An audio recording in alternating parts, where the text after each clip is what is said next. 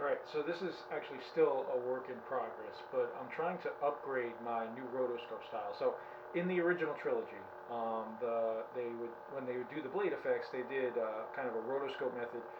So it wasn't like a straight flicker; it had some movement to it, and I've been trying to hit a very specific mark. And you know, you watch the films over and over again. You try to go slow motion, you try to go frame by frame, and it'll drive you crazy. But in doing so, it actually gave me some new ideas. So I'm applying them to this blade now. I'm still going to probably tinker, um, but looking through particularly like the freezing chamber scene in Empire Strikes Back, when Luke is using his blade, if you notice, while he's swinging, there doesn't seem to be like an animation. But obviously, when he settles in, particularly when he's holding at guard, there is the noticeable rotoscope. So right now, my blade is pretty still, and you'll see that it has the rotoscope animation. Now it does have a random effect in there, so it's not going to repeat the same pattern over and over again. But in thinking about it, particularly in the original trilogy before they've been enhanced so many times over, the actual lightsaber effects, when they were doing the rotating photo paper tube, that was a different thing. But when they actually got to the real effects, they were being drawn on each frame of the film. So if you think about it, when a blade is moving very quickly, that's going to be in a smaller amount of frames, therefore you can't do the same level of animation. So kind of taking that idea and then combining it with trying to explain it in canon, obviously head canon. What I've done is I've actually applied the new hyper responsive capabilities that I've been playing with, but I applied them backwards to this rotoscope.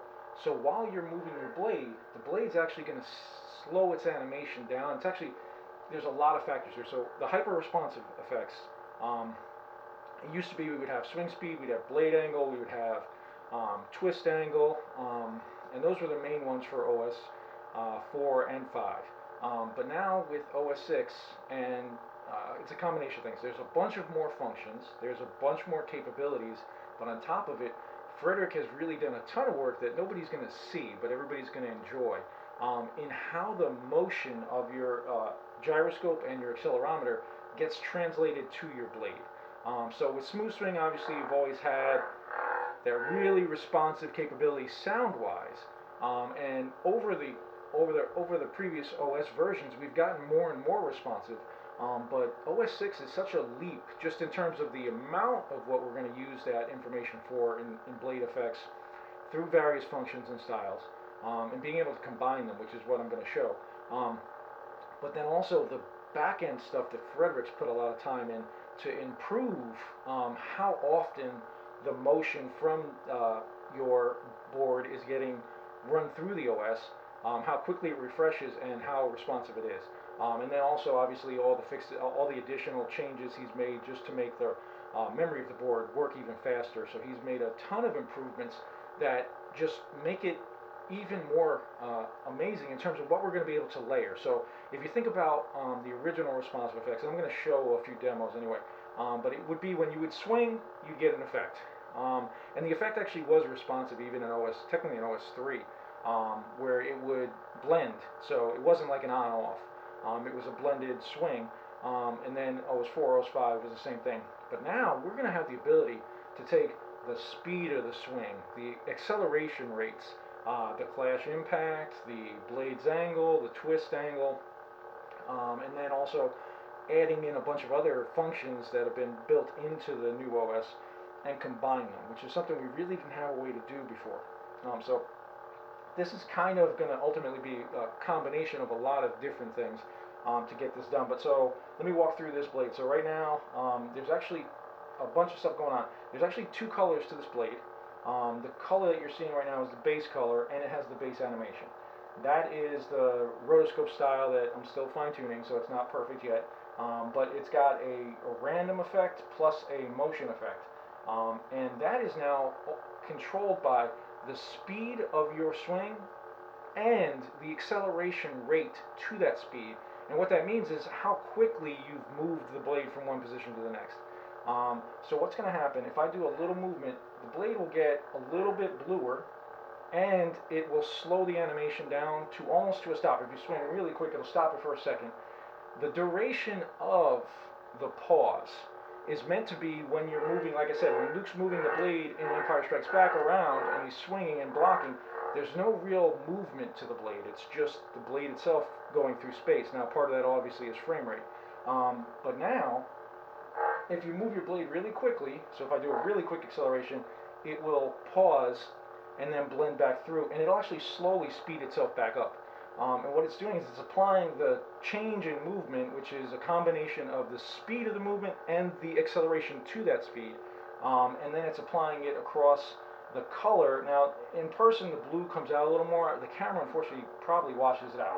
But if I swing really quickly now, it's going to take it longer to settle itself back in. And you'll see it's a gradual, subtle change. And that's part of what's going to make OS 6 even, to me, more organic and just take the effects to another level, is that it's not like a kind of a, I've lost terms, but it's not just a on or off thing. Binary, that was the word I was tracing. It's not just going to be on or off with your effects. The effects are actually completely controlled by what's happening. So little movements aren't going to do a lot of changes to it. The bigger movements will change the speed of that flickering effect, the speed of that actual rotoscope that runs up, and it's affecting the color slightly. And you can combine all of this, and how you combine it is totally up to you as well. So this particular effect is doing a bunch of things, but it's only applying them in small things. So we do some crazy effects. We do some, like the Thundercats blade. We've done the Dune I've built. The Dune shield blade I built. So some of those are like out of universe, they're crazy, but the idea behind them runs through what we can do with cannon blades. And obviously the Empire Strikes Back being one of the cannon blades that everybody's going to chase, because that's pretty much usually the consensus of the films that everybody loves the most in the original trilogy. I don't dispute that. But now being able to apply it, so now, just like in the film, when you're moving your saber around, it's going to pause its animation, and the blue is going to come out a little bit more, and then it'll settle itself back in. But how long that settling takes is dependent upon how much you swung it and the acceleration to do that. So if I swing really fast, really long, it takes it longer to settle in than if I just do a small movement. And that's to give you a more organic feel, to give you more of a high kind of interactivity with the blade. So this has been a work in progress. It will continue to be a work in progress till the library's done. But being able to take all of this new capabilities, all these new functions, all the new capabilities of the board itself in terms of how it's reading the motion, how it's translating that motion to the effects, is just, that's what's taking this to another level. Is you're not just making a new animation. You're not just making some static animation that runs itself continuously over and over again. While you can do some good stuff with that, it over time it will kind of become boring and monotonous because it's the same thing over and over again. So I'm applying a lot of different things to a lot of different styles to get you to more organic feeling, to almost be like a high resolution version of effects, where the what's happening is going to be very much responding to what you're doing with your saber. So this will be ultimately in the OS 6 library. There'll probably be several forms of it because I'm always trying to perfect it. But this is the hyper-responsive rotoscope style. And again, the idea behind it is that during the actual film, particularly The Empire Strikes Back, when that blade is moving, there isn't an animation put on it. But once it stops, it reapplies its animation, and then we're doing it with a gradual change, so it's not going to be just on-off. But let's talk a little bit about that responsive and the swing and all that kind of stuff. So I've got a few test styles here. These are very boring, simple styles to test. So first would be what would be considered a binary swing effect. So actually this is, Profi board doesn't actually do this. You can make it do it, but it doesn't. So when your blade is standing still, it's one color. When you move it, it turns to another color. So for as long as you're doing your swing, it's going to turn red. So that's kind of a binary change, where it's waiting for you to move it, it turns to another color, and you'll notice it flashes to red. It's not, and for as long as the swing continues, it's going to stay red. Alright, so that's just a binary swing effect, if you will. Now let's look at, this is the original responsive swing effects that actually started in OS 3. They're more prominent in OS 4. And what these are is it bases, so you'll notice there's a subtle change. Any movement of the blade is moving towards red. So that's the bigger difference between a binary, which is blue or red. This is the speed of the movement is bringing the red into play. So your fastest swing turns red, whereas subtle movements will actually, you'll get like a purple effect. And I'm using red and blue just so they stand out to each other. Normally you do a white effect or some kind of animation. All that stuff is the same, but the concept is, with the responsive swing, is the speed is applying the red layer, in this case, over your base blue. And that speed is measured in real time continuously to give you that effect. So that's what you get that blending. So obviously if you keep swinging the fastest, it stays red, but as you slow, it starts to do less red, which makes your purple look. So that's the original responsive swing that we've had for a while. Then, and I keep repeating the same font on purpose just so I don't lose my place. In OS 5, I introduced the enhanced swing. And the idea behind the enhanced swing is when you're just moving your blade around a little bit, it really, sometimes those, especially if you have like the bright or the unstable or the fire or any of those other kind of swing effects, just moving the blade around really shouldn't activate it. So the enhanced swing that I introduced in the OS 5 library is you had to reach a certain threshold before that swing got applied. So it's still going to do the general blending, but normal smaller movements weren't going to trigger it. But as soon as you get up to your higher speeds, you still get that gradual blending at the high end down. But this gives you the ability to move your blade around without that swing effect. So that's still, we're still in the OS 5 run. Alright, so now, this is where OS 6 is going to take over, and this is where that hyper-responsive idea comes into play. This takes swing speed, plus acceleration, plus several other new functions that all have to kind of work together. So this is a much more complex thing. So I'm going to start, and I'm going to build towards it. So, this one is going to, it's still not going to, it's not going to do much at lower speeds, but as I swing faster, it's going to do the red. But now you'll notice it doesn't jump right back, and this has several functions running that. So the speed at which you get to and how fast I accelerate to that speed is actually going to allow for that effect to linger. So you'll see that effect kind of lingers. So if I go really fast, it's going to go. Now it's still always reading the speed, so as soon as I slow down, it's going to try to change it back to its regular base blue. But we have almost an inertia type effect where that quick animation, that quick movement causes it to hold it for a second. And you can still always swing, but it's going to work itself back to normal. And that's almost as if you were thinking organically, as if you apply inertia to something, it should react to it. So that's using it to do the swing, to activate the swing effect. Again, lower movements and lower accelerations aren't going to do much, but really quick movements are going to do it, but it's going to let it linger. And that's where we start getting into that hyper-responsive capability, because the lingering isn't just a result of the swing speed, it's the acceleration and a couple of other functions that are designed to do that on purpose. And then, so now this is going to be a little different application, right? So this has a blue bump that's going to move up the blade. Alright, so we can apply, if you think about the swing and motion effects, we can apply a swing layer pretty easily. We can apply now the hyper-responsive swing layer pretty easily. We also want to react, we also want the effects to react to what's happening in terms of movement. So if I move this blade a little bit, I'm going to start picking up speed, and it's going to slow itself back down.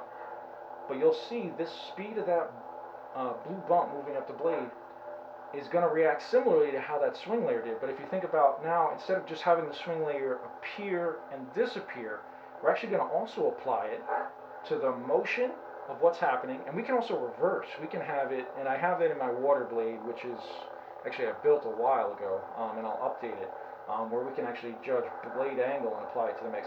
But acceleration is measured and then applied to the speed of that bump moving. So if I apply a really quick, it's almost like it's building up that force, and then it'll slow itself back down, as if there really was a force of action working against it. And it's always going to move, but it's going to move much, much slower as it runs out of that force. So this is part of what's applied both to my the shimmer style as well as the new rotoscope style, where we're applying not only the swing effect, but we're actually affecting the movement and the speed of the animation in real time, and it's reacting to all of this information. So there's so much more going on with this style than even the OS5 swing effects. And then we've got yet another application. The animation, the white bin is going to be weird because it's a bump. Alright, so now what I've done, I've got a red bump. It's actually not a red bump. The color of the bump is going to be dependent upon the acceleration as well. So I'm going to apply speed, acceleration, a couple of other functions that make this all work together nicely, as well to both the movement of that bump, but also to the color of the bump. So it's going to go red when it's really slow, as if a stoplight, yellow when it's slowing down, and green when it's set to its highest speed. So as I move it, I'll pick up speed, you'll see it'll start to turn yellow. And then as it slows down, it starts to go back to red. And if I pick up acceleration, now right now the color's only acceleration based. We could also apply speed to it, but I want it, you can go crazy with this stuff. But if I swing really fast, you'll notice the green lingers longer based on the acceleration. And then as it slows, it goes yellow to red. So this is showing you that you're applying functions. You can apply functions everywhere. You can apply them not only to speed and movement, not only to a swing effect appearing or disappearing, but also to what's happening color-wise, so that you can get those subtle shifts in color. And again, it's multiple functions taking multiple pieces of information in real time, continuously being updated by your board, and applying them to the styles. And there's actually a ton more applications of this stuff. These are actually really simple ideas. But I wanted to kind of show how we're getting more and more organic, more and more resolution, more and more interactivity, that hyper-responsive. It's really because of everything that's now possible with Profi boards. So it's when we talk about unlimited potential, we're not just talking about doing an animation that goes one way and then the other, or an animation that starts in the middle and moves backwards, or an effect that changes all these crazy colors. We're talking about actually using what you get from your board, how often that data is updated, and then applying it in so many different ways. You can take each function, combine them with other functions, and get really unique effects and make more and more realistic effects. And I've got a whole other thing related to the class strength, related to your lockups, particularly when it comes to the battle mode lockups. I've got a lot of stuff planned for that. But I wanted to kind of just demonstrate more and more about what it is when we talk about Profi OS 6 taking stuff to the next level. This is several levels of jumping in terms of capabilities, from where we started in OS 3 with just the swing speed to where we went OS 4 and 5 and now OS 6, in that we're taking so much more and applying in so many different ways, and you're going to get some really, really awesome effects. And for those who like the crazy effects and want the outer world stuff, that's all well and good. You're going to be able to do all of that very easily and have a great time coming up with some unique combinations. But then for those of you who are a little bit more into Canon, this is how we apply all that to the Canon stuff. Big. So now we've got a rotoscope style built out. And again, it's still technically a work in progress as I tweak it just a little bit more to the film. But now you're going to get that movement in the film, just like Luke.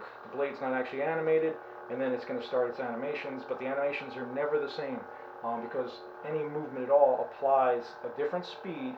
It actually is applying a second color. Now, again, in person you can see the blue kind of pop a little bit more. So it kind of goes from an icy blue to a little bit deeper blue. The camera I already watched earlier, it kind of washes out. But it's applying two blues in slightly different families based on the movement, and it's doing it all based on speed, acceleration, angle, all that, just so that you get a really unique, more realistic feel, and you're interacting with your Saber the whole time. So if you just left it sitting on the floor, it's going to do its thing. But as soon as you start using that Saber, you're going to feel more connected to it. You're going to get more realism. We've got obviously the clash capabilities, where how hard that hit comes in is going to come into play. But now combining all of these different capabilities to get to this hyper-responsive level, the possibilities, they went from being endless to endless squared, or endless to the 10th degree. So it's lots and lots of stuff coming. It's really just gonna, everything that we've ever wanted to do. I feel like we're gonna be able to do it, and it's just gonna blow a lot of minds. So I'm super psyched. I wanted to just kind of share this one because I know there's people out there who see the crazy effects and they're like, I'm not really into that. I'm more of a Canon guy. Well, I don't think you get more Canon than Empire Strikes Back. So hope you all enjoy.